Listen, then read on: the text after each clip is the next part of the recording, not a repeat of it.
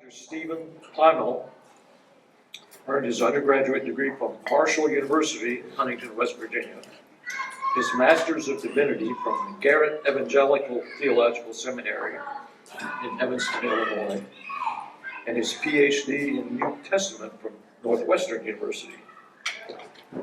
Over the course of his career, Steve has served as a college professor of religion, a campus minister, a pastor of local churches, large and small, and as a seminary professor of New Testament. Steve is married to Barbara, 57 years. They have two daughters, Lisa of Lincoln, Nebraska, and Emily of Lexington, 5 grandchildren, 1 great-granddaughter, Joy, 4 months, and 1 retriever beagle mix, Minnie. Here at Central, Steve is a Justice Ministry team member, a member of the Faith Formation Committee, part of the 3D Steering Committee, and co-teacher of the Discover Sunday School class, along with Don Gash. So it's my pleasure to introduce Steve Plymale.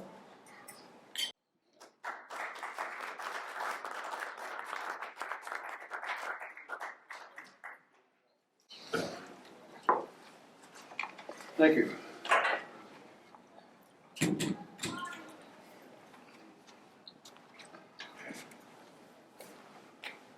Well, good morning. Morning. We used to live in Iowa.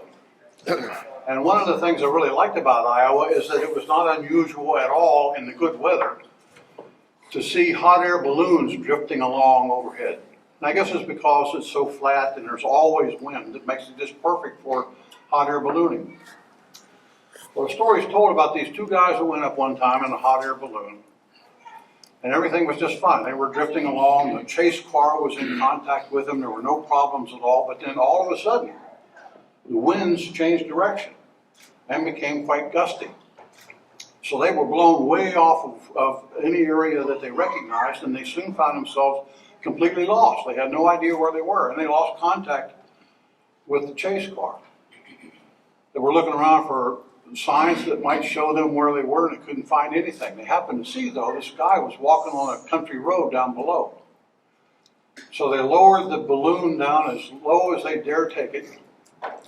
And one guy leaned out over the edge of the gondola and he said, "Hey, you down there." And the man on the ground looked up, and the guy in the gondola said, "Where are we?" The guy on the ground seemed to think about it for a minute, and he looked up and he said, "You're up in the air in a balloon." The balloon drifted on a little bit. First guy in the balloon turned to the second guy and he said, "You know, that guy's a preacher." The second guy said, "How in the world do you know he's a preacher?" He said, "Well, because what he said was absolutely true, but it doesn't do us one single bit of good." Apologies to all the preachers, including myself. Well, I tell that story primarily because I always like to remind myself when I'm speaking with a group to be honest, to be truthful, but also to say things that might be useful or beneficial for the people that I'm speaking to. And that's the kind of way I want to approach the 3 questions or issues that are posed to each of the people who are invited to speak to this men's breakfast. The first issue or question is to name a man or think of a man who has been most influential for you in your life. And I thought a lot about that question and finally decided I cannot answer that question. And the reason I cannot answer it is because there have been so many men who have had influence on me and pointed me in the right direction, have helped me in times of need and so forth, over the entire course of my life. I remember, for example, when I was 9 years old, I attended Greenstone Methodist Church in Bellevue, Pennsylvania. That's a suburb of Pittsburgh. I was in a Sunday school class. I was one of those kids, my parents never went to church. So one or the other of them would drop me off before Sunday school began, and then somebody would pick me up after church was over. Frequently I'd walk though because it was only like about 2.5 blocks from my home. At any rate, I was in Sunday school one Sunday morning when it was announced that the church was going to form a children's choir. And I decided I want to be a part of that choir. And they said, anybody who's interested needs to be here on Wednesday night. We're going to have each of the kids sing individually so the choir director can know how to position everybody. And then we'll go from there. So on Wednesday night, I was there. I was bound and determined to be a part of that choir. I really don't know why, because I knew then, just as I know now, I am probably the world's worst singer.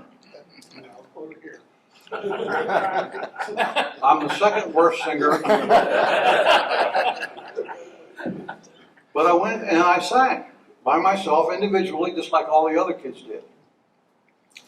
Well, when it was all over and the choir director was beginning to assign the kids where they're going to be in the group, in the choir, the minister of the church came over to me. He was a tall, big, muscular, athletic man who I thought was very, very old. He must have been 45 or so.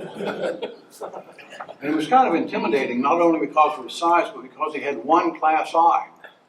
He'd been a chaplain in World War II and lost his eye in a combat zone in Europe. But he came over to me and he put a hand on each shoulder and he bent over close to me, face to face, and he said, Steve, you are a very special young man, and I need your help. I have a very special job for you. I would like for you to be the acolyte for Sunday morning worship services. Wear a robe, you lead the procession in. We always have a formal procession, light the candles, sit in the front pew, behave. And then after the service is over, you extinguish the candles and lead the recessional out, a formal recessional. And I agreed to do that. And in fact, I felt when he was telling me that request, when he was asking me to do that job, I felt like I was 10 feet tall. I felt really good. And I did that for 3 years. And for the most part, I behaved.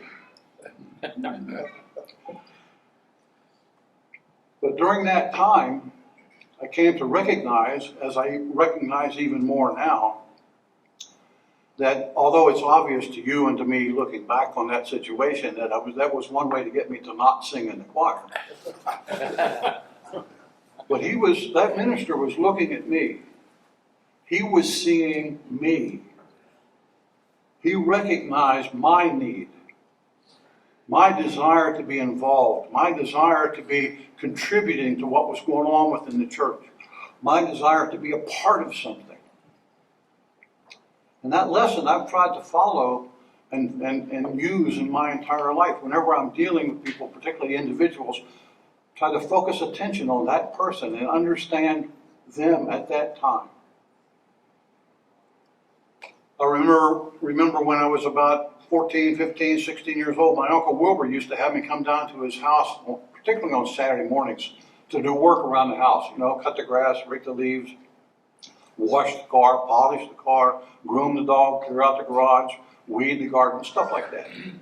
And I'd go down there early Saturday morning, but he'd always say, before we get started with any kind of work, let's just sit down and talk for a while. Let's chat and see what's going on. We'd sit and we'd talk for a long while. And then he'd say, okay, it's time for us to do a little bit of work. And we'd get up, we'd work for maybe a half hour, 45 minutes, maybe sometimes as much as an hour. And then he'd say, okay, time to take a break and go get some lunch. We'd go off and get lunch, we'd come back and he said, well, we need to let our lunch settle, so let's talk some more. We spent almost all of the time talking. He talked a lot about philosophy. He also talked a lot about respecting people. And particularly, he said to me over and over and over again, the people of this country need to respect and appreciate the work done by the common laborers, the men and women who do the common everyday jobs. The people who stock the shelves in the grocery store, work behind the deli counter, the people who sweep the streets or drive the buses or drive the cabs or pave the streets or work in the sewers or the water purification plants, people who work in the factories producing the things that we need. We need to respect and appreciate what the common worker does for us. And we need to pay them a decent salary. I remember he would say, what we used to say in the Marines, he was a Marine in World War II, no man left behind. And he said, that's the way we need to function as a society, no person left behind. If people fall along the wayside and they can't make it, then we need to help them, lift them up and help them along. I don't know whether he recognized it or not, but he was speaking words that were very common for the Old Testament prophets. He was talking about the same kind of message that St. Paul was delivering. He was speaking of the same thing that Jesus was embodying in his work and in his words, pointing me in a particular kind of direction of what it means to be a follower of Christ, a partner with Christ. A little later on, when I was about 21, I was attending First United Methodist Church in Huntington, West Virginia. Barbara and I married very early. I was 19, she was 20. And I started attending First Church because that's where she had gone since the time she was an infant. It was within the context of that church that I received my call to ministry. And I remember talking about that with the senior pastor, Dr. Garrett Evans. And he was very, very affirming, asking significant, important questions, but affirming of my decision to enter into the ministry. And he said to me, look, when you go to seminary, you need to get a seminary degree, of course, and become ordained. But when you go to seminary, go to a big city. Huntington is a relatively small town, small city. Go to a big city, broaden your horizons, get a different perspective on things. Go to Boston or New York or Washington, D.C., or go to Chicago. So I went to Chicago. But I know that he was pointing me in a particular kind of direction. And then Dr. Garrett Evans was. Because he continued to say to me, after you get your degree and are ordained, your master's degree and are ordained, then think about getting a PhD. Because the church needs well-educated, well-trained men and women to lead us so that we can continue to ask the difficult questions and continue to grow in our faith and be alert and alive intellectually as well as spiritually and in terms of our service. He was repeating, in a sense, the very concept that St. Anselm said back in the late 11th century, early 12th century, when he said, Fides quaerens intellectum, faith in search of understanding. And that has been a kind of guiding light for me in my entire ministry. Faith in search of understanding. Well, these are just three examples of men who have influenced me. There have been a lot of others pointing in the right direction, pointing me along the path of Christian discipleship, helping me to stay on that path. And it is that trend, that trajectory in my life that was able to help me deal with what's the second question that's asked of each person who talks to this group. Talk about a particularly difficult, trying time in your life and the way your faith helped you through that. When I was 48 years old, Barbara and I were on sabbatical, living in Richmond, Virginia. I had been serving at a small church-related college in Iowa, where I had a job that was described as a kind of 50-50. I was campus minister and also professor of religious studies. But on that campus, my job was considered to be a full-time faculty person. So I had all the privileges and the responsibilities of being a full-time faculty person. In fact, I served as the president of the Faculty Senate for 3 years. But the good thing about it, or at least one of the good things about it, is that I was able to have a sabbatical. So on my 14th year of working with that school, I was on sabbatical. We were living in Richmond, Virginia, and I was a research fellow at Union Theological Seminary, which meant I had access to the library. Great, absolutely great library there in Richmond. We lived in a 1,400 square foot condo that we rented for the year. That, by the way, is where my wife and I decided we needed 1,800 square feet to stay married. In just a few days, actually, we're going to be celebrating our 57th wedding anniversary, happily married in our 2,400 square foot house. But when we were living there in Richmond in that small condo, and I was research fellow. Everything was going along just fine. I mean, it was really great. About 2/3 of the way through the year, though, I got a phone call from the dean of the college where I was employed. And he said, I hate to tell you this, but your job has been eliminated. It no longer exists. Of course, we'll honor the rest of your sabbatical, but you don't have a job to come back to. That was a heavy blow. I was 48 years old. No job. What am I going to do? I found out very quickly that what had happened is that a person that was a colleague of mine, I consider to be a friend of mine, had actually been working behind the scenes ever since I left on that sabbatical to get that position eliminated, because he simply didn't want me on that campus. Well, the whole thing, obviously it hurt me. I was angry. I was depressed. We remembered very quickly, though, that we had made arrangements with some friends of ours, Glenn and Elizabeth, to come visit with us that coming weekend. They were going to spend Saturday. They lived about 2 hours outside of Richmond. They were going to spend all day Saturday with us, stay overnight, and then head back home on Sunday. Well, I called them on the phone and told them the situation and said, this is not a good time, so we'll postpone it and do it sometime later. But come Saturday morning, there was a knock on the door. Opened the door, and there were Glenn and Elizabeth, dressed in black, holding a bouquet of black balloons, and saying, we're going to mourn this loss with you. We're going to help you bury this experience. And we're going to stick with you and stay with you as you begin to move into the next chapter of your life. You are not alone. I wish I could say that during that very difficult time, maybe the most difficult time of my life, it was my faith that saw me through. And ultimately it was.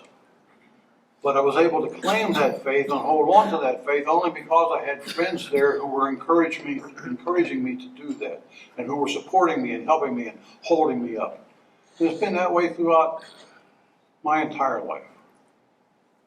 It ended up that was probably a very good experience for me, getting released from that job, if not fired from that job. Because I very quickly joined with the Virginia Conference of the United Methodist Church, was appointed to be a pastor of the church that summer out in Shenandoah Valley, and lived there as the pastor of a church for 2 years. It's an absolutely beautiful part of the country. And then they moved me to Richmond, Virginia, where I was the pastor of a church there. And after I had been there for a year, seminary, Proctor School of Theology of Virginia Union University invited me to be an adjunct professor of New Testament. And I accepted that very quickly. And the church supported that completely. So I found myself exactly where I wanted to be. 1 foot in the church, 1 foot in the academy. Fides quaerens intellectum. Faith in search of understanding. I loved it. For 15 years, I held both positions. And it was just a great experience. I was able to get through it because of my faith, but because friends were helping me claim that faith and hold on to that faith. And it's that trajectory of people helping me and supporting me and pointing the right direction that has brought me to this point. I know a lot of times I have fallen or stumbled, and people have helped me to regain my footing and get back on this path of discipleship.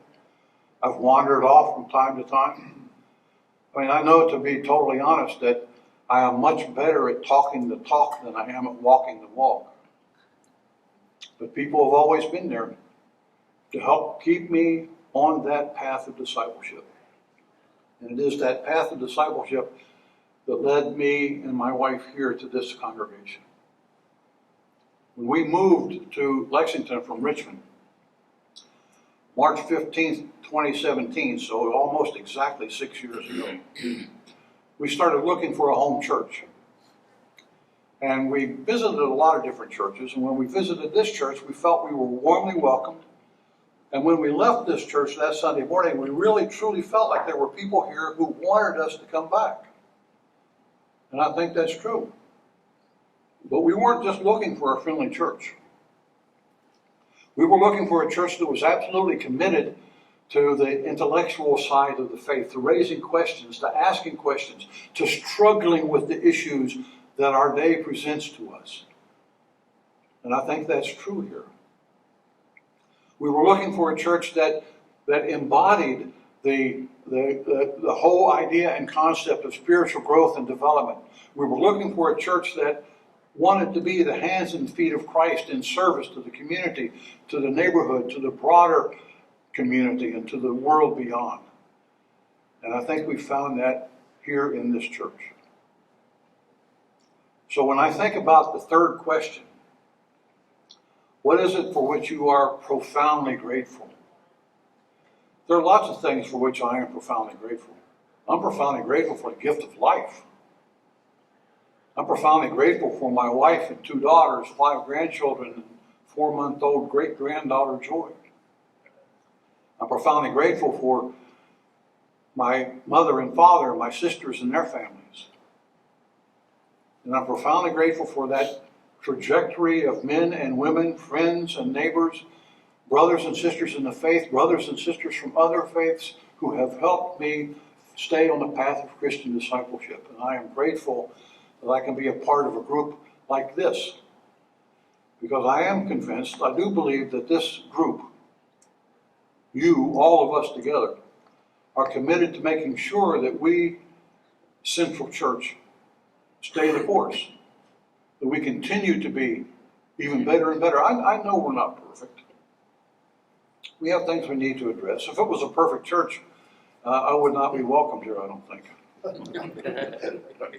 But we are welcomed here because the church is seeking to be the kind of disciples and followers and partners that Christ is calling us to be. Actually, I think it's really well summed up in the statement that you see every single Sunday in the bulletin. I know you see it, you probably know the statement pretty well, but listen to these words. A warm welcome to everyone.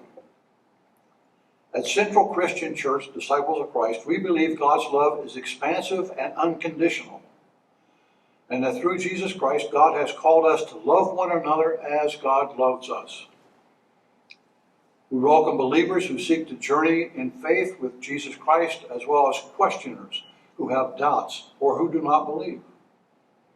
At Central, we honor other holy histories and traditions as we celebrate the worth, dignity, and gifts of every person as a child of God. We welcome all persons into membership who seek to follow Jesus Christ regardless of previous religious affiliation, mode of baptism, gender, race, ethnic background, age, sexual orientation, economic circumstance, family configuration, or ability. Welcome. I'm glad to be a part of a group of men who are as committed as I am to make sure that we follow those words. For your giving me the opportunity to speak today, I thank you.